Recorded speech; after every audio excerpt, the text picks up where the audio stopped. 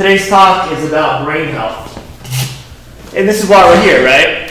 Okay, I don't care if you're my age, 45, as ancient as my kid thinks I am. Okay? 55, 65, 75, 85. Do you want to live another 5, 10, 15, 20 years where this still works properly? Yes. I had a grandfather who passed away of Alzheimer's and dementia, but it took him 10 years to gradually pass away, which was rough. My grandmother wouldn't let him go. So, and my thing is now that I've listened to some talks and kind of did a little research on this topic too, is how do we avoid memory loss along keeping our brain healthy? There's two components. One is neurological, keeping the brain waves and the nerves firing more and more and more. Also physical too. How do we get that brain to work properly, being a muscle, by giving it nutrients it needs through blood flow and through oxygen. Okay? So let's talk about the first part first. What did I give you guys earlier? Crossword puzzles. Okay? Again, you forgot that 5 minutes ago. Please, work with me here. Work with me. Okay? So and one reason I did that, because my grandmother, when she was alive, she died in 93, she died cognitively 100%. I talked to her I'd say this in my talks all the time, every Tuesday at 11 o'clock. If I wouldn't call about 11 o'clock, she would call me later because I would forget, I get busy. And she'd call me, Tony, are you okay? I didn't hear from you, just want to make sure you're okay. And every day she did crossword puzzles every day, exercise every day, and she was physically, mentally died when she had died of a stroke. But because of that, Carlos, how are you? It allowed her body to stay healthy, so she was able to have a routine every day. Yes, and you can. When I was very sick, and I had a form of temporary dementia. Okay. And my family was sure that it was going to stay with me. Oh. But I read an article that said the best way to keep your memory strong is by doing every kind of puzzle you can. So Yes. I did mazes. They have books of those.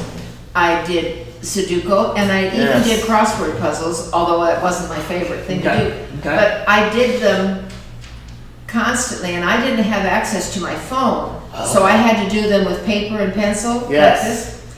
And I think actually doing it with paper and pencil helped, because you're more aware of what you're doing, and it's using another. Anyhow, I passed the test with flying colors. I no longer can be diagnosed. I had a doctor that said I had dementia, but he never even saw me. He just put down what he saw on a chart. It's amazing, huh? And but now passing it, they can't say that anymore. Well, So- you said an important thing too is use paper and pen. Yes. And you know why that works so well? Well, you're using a muscle, and it helps reinforce it rather than just pushing a button. And that's how we learned. That's my generation and before me too. We went to school, we had paper and pens. Now they have iPad, now they have computers, where they put it in the computer, they rarely write now. Right. Okay, it's getting away from it, which is fine. I can't tell you good or bad. Because we learn that way, our brain develops till about 20 years old. Yeah. Because we develop by learning how to write and learning, if I put paper and pen, that's going to go from my pen to my finger to my brain, get my brain to function properly. So you relearn getting those nerves to fire properly and get those nerves to really connect to make your brain work better again. You repaired your own brain. Congratulations. Okay? Yes. When you said before too, you read up on how I can, you did the research for you.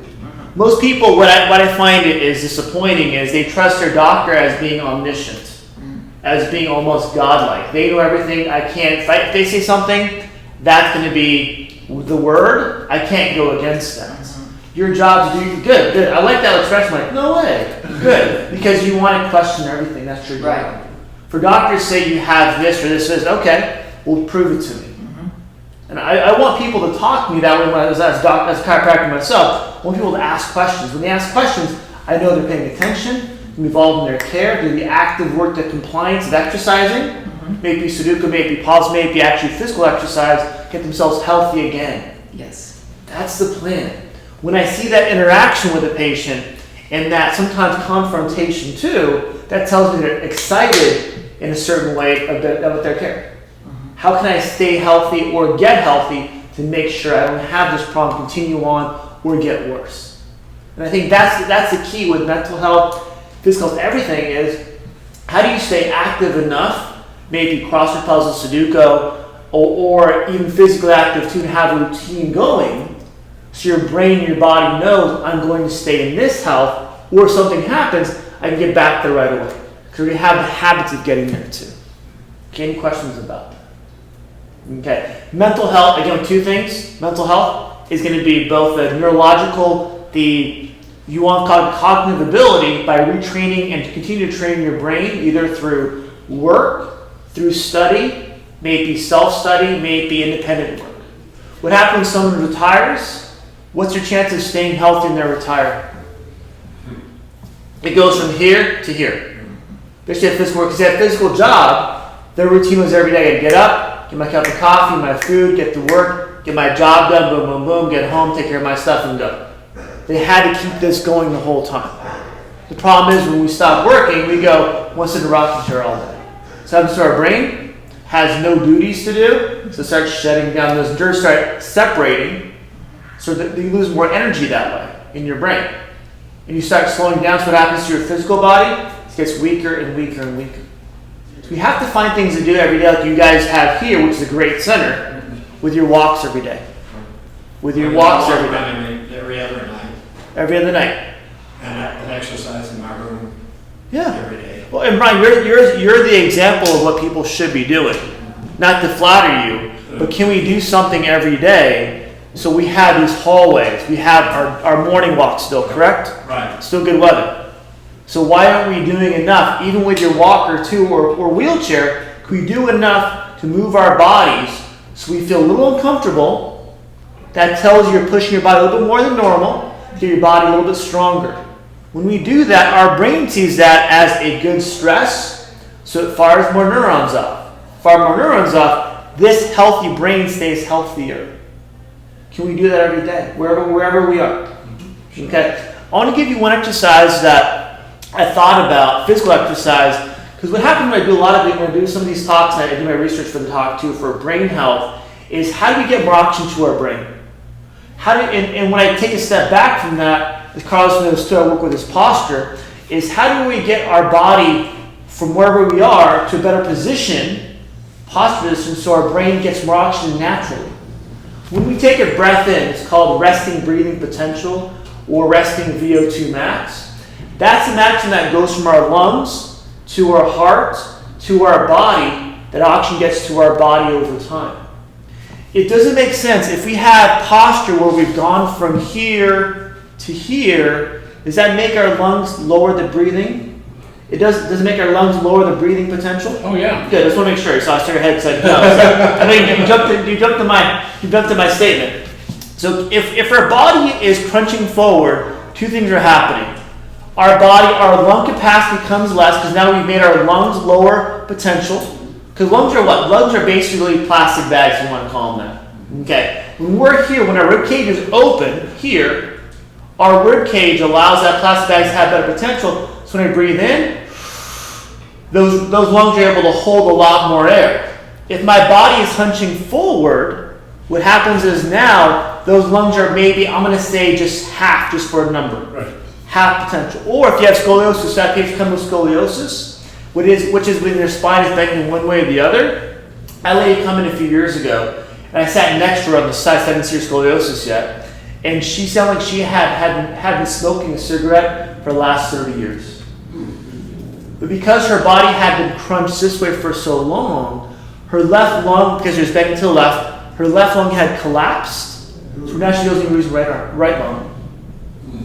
Okay, it made her sound so rough. She had physical breathing issues where she'd go like this, and then she would talk. Because the lung couldn't clear itself out. Exactly. It has to have circulation. Good breathing allows circulation to push that fluid out too, so it keeps it healthy. And if our body's hunching forward or to the side too, we lose that breathing potential. What's happening to our overall, and we're hunching forward? How's our neck posture? As our neck comes forward, or our head comes forward in front of our neck, now you also shut down part of the trachea that allows airflow from your mouth and your nose down to your lungs. So you're obstructing that passage. And what happened, the science is every inch forward that you bend, you lose 10% of that resting breathing potential through your trachea. So the goal is, if we have poor posture, can we increase our posture when we move, when we walk, when we sit, when we stand, even lying down, so our body stays back here, so our resting breathing doesn't affect oxygen to our body, and over time, as one symptom has, it affects our overall brain health. That's the long story. How do we do that? Okay, one thing is we talked about before in the previous topic is sitting up or down in a chair, or whatever it might be, where our feet are underneath us. This way, it allows your head to come back this way. If you're in a chair already, you want to make sure your head is wherever you're comfortable, to bring your head back a little bit more when it's uncomfortable. Where you feel these back muscles, back, neck, upper trap muscles, want to contract a little bit to hold your head from falling backwards. If my body is naturally like this, I'm going to exaggerate my hunched over posture. My body's telling me over time, this is my straight. This is my normal. Okay? So if I'm here and I go back 10%, I'm going to go, wait a second, I'm falling backwards. Even though standard-wise, you're actually not even close to normal yet. I have patients in 20s and 30s and 40s have that problem. So I get them to sit up more and also move this way with their head further back. That point, their body actually feels more comfortable over time. At that point, the resting breathing, their overall body feels more relaxed. Any questions about that? So even standing too, I'm going to stand. Let me change my camera up a little bit here. I'm going to stand here. Okay? A little bit closer. I'm going to stand to where, I'll go from the side first, where I feel the weight of my heels is the weight of my body, overall body weight, is on my heels, not on my toes. So when I stand up, I want to feel that my body's back here instead of feeling like it's on my toes or leaning forward. Any questions about it? So again, here, very simple. Wherever I am, my body is, I want to feel like I'm leaning back. So I'll even do this with my patients, is have them come back where the toes start coming up a little bit. And that point they feel, okay, can you stand there or do you have to move a little forward where it feels uncomfortable?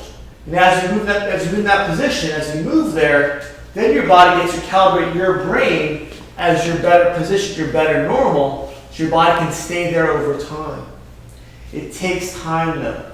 Your brain needs time to go from where you're used to maybe for 6 months, a year, 5 years, 10 years, 30 years, to where now can over time come back more as you move into that position, as you feel uncomfortable, until you get more comfortable in that better position. Your brain is trainable, as you've mentioned. Okay? Can we learn that over time to make it a better body by learning what to do, then acting on that, then maintaining that routine, maybe crossword puzzle, Sudoku, even socialization too. Talking like you were a second ago out there, talking about what's going on. As you communicate what's happening to your brain, those nerves are firing. Right? As you talk to someone else, you're learning, okay, what are they doing? What's the story like? And how do I respond or comment on that? Your brain needs that communication, that physical and social communication, that verbal communication, to make sure it continues to stay healthy. It just takes that continual every day. Okay? Let's walk through a quick exercise I'm going to show you can do in bed or on the floor like I'm going to do here on my toka mat? Tatami mat, sorry. I live in a little hole called Upland. I don't get out very much. Let me change my camera one more time. This is a floor that I use my patients to help their head come back more over time. Let me switch it over here. I'll let that just fall. It keeps falling over and over again. There we go. Okay. So here I'm going to use a bath towel because I want my head to come back behind my body. Okay? I'm going to roll this bath towel up with my patients all the time into just a nice little roll and put it on the top of my shoulders. I want my head to fall back behind my body. So I'm going to go right here, and just like this.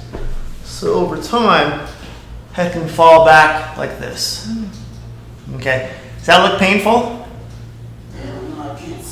Oh, go ahead. I'm gonna, To start out, maybe. yeah, so what I'm gonna do, you feel free over there. Here you go. You got it? Juanita, come on over. Oh, you're going that way. You Okay. good? Okay. So here, Yeah. I'm gonna go here. Brian can move that chair so you can get up there. There you go.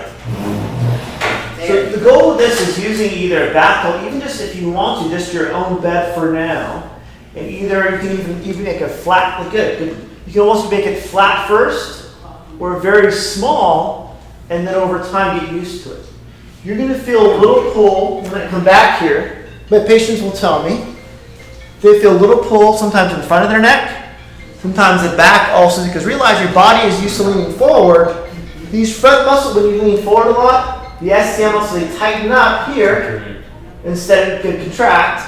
So as you come back and you go, that feels real tight. You say, good. Let's stretch them out. So here, if you're uncomfortable, kind of lean back more over time with a rolled up back or flat or just flat without it. You can support your head if you need to, but get your head to fall back behind the body. Why do you think this is important? Why do you think this might help you? What do you think? What was your question? Why do you think this might help your neck to fall back more? How do you think that would help you? It opens your airway. Opens your airway. Ligaments will stretch over time to make this your better position. Gets the bones to separate, also gives you more motion. So that standing posture, that sitting posture can get easier over time too. Using gravity, push your head backwards behind your body. At that point, if you feel comfortable too, you can also bring your arms overhead in bed, because that rhymes. Oh, okay. At that point, get your upper back and your thoracic spine, your upper back, to even come back further too if you're comfortable. Don't have any shoulder problems. And what I have patients do is this for maybe a minute if they're comfortable, a minute here, and then over time a minute back here. So you give time for ligaments to stretch in your neck, muscles to stretch in front of your neck, muscles in your upper back and shoulders to stretch too, as you come back for a second minute over here. You're also opening up your ribs, Good. Everything. You can hold by to lean back more. like Ron's. And lying down too is going to help your body stretch without having that load on it too. So if I'm trying to stretch this way, here, what's happening? The weight of my head, my spine is on my back, so I'm also have to contract instead of relaxing. When I'm doing this lying down, I'm relaxed so things can stretch more, ligaments can stretch, Right. muscles don't contract to allow you to limit your motion. Any questions at all? Huh? That's great. Oh, good. I saw that. Yes. That's very good. Learned something today. That's it. Can you do things that are in your own room, in bed, that are passive? I call it passive, doing it on your own. You're not really moving, allow your body to feel and be better. How often do you think you should do this, you think? How often? Daily. At least once a day. I think twice a day. If you can do it 3 times a day, it'd be great too. It depends on how busy you are and how hard it feels. Patients that feel good, have them do it once a day. Patients that have to work to a minute in a minute, I have them work twice a day. Patients that have a hard day overall, where they're busy all day long, they're very tight and stiff all the day, I tell them that they're home all day, 3 times a day. But that also includes working on your posture when you sit, when you stand, when you move. It's everything, because you have to consider this too. Your body's not used to this. Take time to get used to it. And as it does, it becomes your normal. So when you wake in the morning, I wake up, I have to stretch for 15 minutes every day for my dog, take my dog for a walk, make up a coffee as I warm it up. At that point, I'm ready to go. If I don't stretch, I know something in my head, I missed something today. I want patients to feel they've missed their workout because that's part of the routine every day. So you have to figure out what's going to work for you to get to that routine so you feel good. And once you feel good, do you stop? No. Because it makes you feel good. Continue doing it and add more to your routine. Continue to feel well. We exercise and stretch sometimes because most people do because they have a problem. Something's tight, something's sore, something's weak. Doesn't feel good, they're in pain. So they'll stretch, they'll strengthen, all of a sudden they feel good, like, oh, I'm good, done, back to my normal. The problem is, Your insurance policy is your stretching, is your walking, is your routine, is your crossword puzzles, is your Sudoku. Allows you to keep everything here and the whole body healthy so everything stays well together. It's a daily routine. People ask me, not that I look younger than 45, but how do you stay physically fit? I'm like, because I exercise 6 days a week, I stretch every morning, I eat okay, and I walk my dog about 40 minutes every night. They go, well, that's a lot of work. I'm like, yes, it is. I enjoy it most of the time. I have a dog because I don't want to seem like that creepy guy never keeps walking all the time by himself. I have a dog because it makes me look like I'm normal. But that allows me, because people ask me, well, I can't do that. I'm like, then you're not going to be healthy. It takes work. Not everyone's body is perfect all the time. But when you realize that, what's my imperfections? How can I work? If I have tight calves, how to work on those? If I have bad posture, how to work on that? Like you did, is how do you research on your own first and follow through with your routine and realize it's up to me to do the work. It's not anyone else, but can I do the work? And can I get help people around me?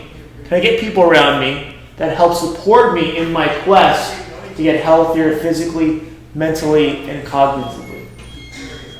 Any questions about that? So use this center as much as you can. Not that I promote everything, but whatever the center has to offer, and as you have also too, work with people around you. Hey, what else can we do? What else activities can we get? Can we get more crossroads? Can we get some puzzles in here to make our minds and bodies physically and mentally healthy? That's all it comes down to. And this is your center. You guys run this place. You pay for it, so might as well ask for more and more and more. I would. Don't settle, in my sense, don't settle for what's around you. Ask, what else can I do? What else can I do? For my health, for my dog's health. You know, for everything's, for everybody's. Any questions at all? Anything? Carlos, how you doing? It's okay, it's work, right? Yeah, keep working though. So I see you every week, just make sure I can pick on you. All right?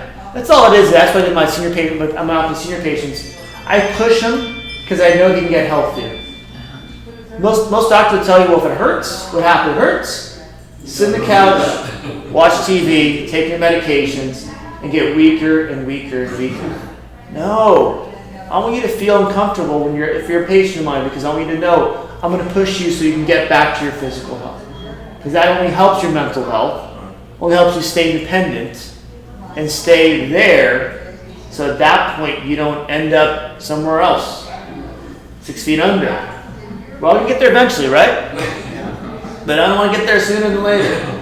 Not going to push it. No. I had a guy who was a nurse a couple years ago tell me, he tells his patients, do you want to do these exercises and eat well, or do you want to be at 50 years old watching bad daytime TV in a nursing home and waiting for your bedpan to be changed? No. Exactly. I'm like, no. Thanks for the visual. Appreciate it. I love Judge Judy. She's great, right? I could watch her so much. We had in Southern California, like I was talking earlier. Carlos, I think you missed it. But I was talking to a friend of hers in Michigan. Right now, they have 15 feet of snow. Oh. I know? Give me a hand. No, exactly, yeah. I never lived back east for a reason. And I never left the Riverside Hills. That's as far as I went. That's how far as I went. I grew up in West LA. And so my thing is can we enjoy our weather by doing physically enough so we keep our body healthy? I remember going back east to see my grandparents in Philadelphia in the winter for Christmas. And what do? You play pinochle. You play board games because there's snow outside. It's cold. My brother and I love basketball. So we take the basketball, go outside in the basketball, and go to the hoops. The basketball, when it's cold, when it's frozen like that, it's in the 30s, the basketball's like a brick. It doesn't bounce well, and it hurts when it hits your hands. So it lasts about 10 minutes. So we're in a good environment, so enjoy it if you can. All right, anything else? Anything? Good? Good. Any stories about mental health, things like that? Anything to add? Yeah. Yes. I had a stroke about 15 years ago. Okay. And the way I coped with it was I took up beading. Beading. Okay, what is that? Putting beads on Got it. Okay. string, Okay, got it. all that stuff. Yes. And actually putting it on the material. Mm-hmm. Why do you think that helped you? Because it kept my mind busy. It kept this working to coordinate that beat in the string as your body recovered and recovered and recovered. Why do most people not recover from a stroke or a heart attack or other conditions? Why do you think they don't recover? Because they won't work. Excuse me, right? We're done. Just lay around. They don't recover. They won't do the work. Because the problem is when we have an injury, when something happens to our body, what do most people do? We go into a stress state. Right. A stress state tells our body not to move. Because it had that injury before, if you move, it might happen again. That's the normal human response. I dealt with people that were in a bad position economically, so I did talk for them. And the problem is that they're in a bad spot, so they become stressed. They don't want to do anything because it might make them worse. By doing something that's outside your comfort zone sometimes allows your body to recover faster. And by what we talked about with pen and paper, with the bead and the string, same thing. You're using your coordination here. Those nerves fire from your finger, up your arm, up your shoulder, up your neck. So your brain to recalibrate and get those nerves to refire to return. When I had the stroke initially, I could not move this hand or arm. Wow. And that, doing beads, I think, really Was solved the problem. Was it uncomfortable doing the beads initially? No. Oh, initially, yeah. Yeah. Initially, because I didn't have my hand, I'd take the needle and pick up one bead at a time. Okay, and then I used this hand as a weight, so I could sew the beads on leather or whatever. Yes. Well, Yeah. it'd be like, Yeah, it was the uncomfortable. key word is one thing at a time. So you took a step back and go, how do I move this hand and use this hand, whatever I can do, because this one's paralyzed, until I get it back. So I'm going to work slowly. Right. And take a step back and be patient with your healing. How long did it take you to heal from the stroke? A couple of years. Yeah. But it took that couple of years, but every day you did something. I'm assuming every day you did something. Oh yeah. And how do I do this? And how do I keep going and going and going? I would get up in the middle of the night and work on it. Yeah. Why not? Why not? You had the time at that point. At that point, you knew the big picture is if I do this long enough, Right. I can recover from this. Well, sort of. Yeah. that allows your mindset to go, I can take one step at a time and do this. Most people don't have that attitude, and that's why we go understand if you take that little step at a time, wherever you are, that leaves another step, another step, another step. Right. And allows your brain to go, okay, if I've done this so far, can I go a little bit further and further and further and further? So the biggest thing with any condition you have is always the attitude first. I talk to my patients about, it's called PMA. You can always get better. Yeah, it's called PMA, where it's positive mental attitude. Without the positive mental attitude PMA, your body will not react or motivate to get yourself healthier. As a chiropractor, I see my patients maybe first time belongs up to history and exam, x-rays, things like that exam. That maybe 15 minutes the most. So I tell them, what do you do the extra 23 hours and 45 minutes a day that I'm not seeing you to get yourself healthier? I'm not here to get you healthy. I'm here to give you the advice to get you healthy. But what are you going to do? I tell them, you're accountable for your health. I'm not you. I can't go home and do your exercise every day. You have to do it. Right. So that's all it comes down to is, can you have this first? And again, you have information out there, maybe Google or whatever it is, your friends and family, get the right information, get ourselves healthy for us. Because what might work for you may work for somebody else. Can we figure out what's going to work for you? And get yourself a little bit healthier every day, and then maintain that so you can stay that way. Another thing to do, I have my patients to do, I try to do them every day, is always smile. If you can smile every day, because you woke up and you took a deep breath, that's perfect. I did a commencement speech for a medical assistant program. Last night I did one for a nursing program this Friday. I just tell them, nothing you can do to help patients get better is smile. And have a smile back at you. That's all it comes down to. One little thing to get someone's attitude a little bit better.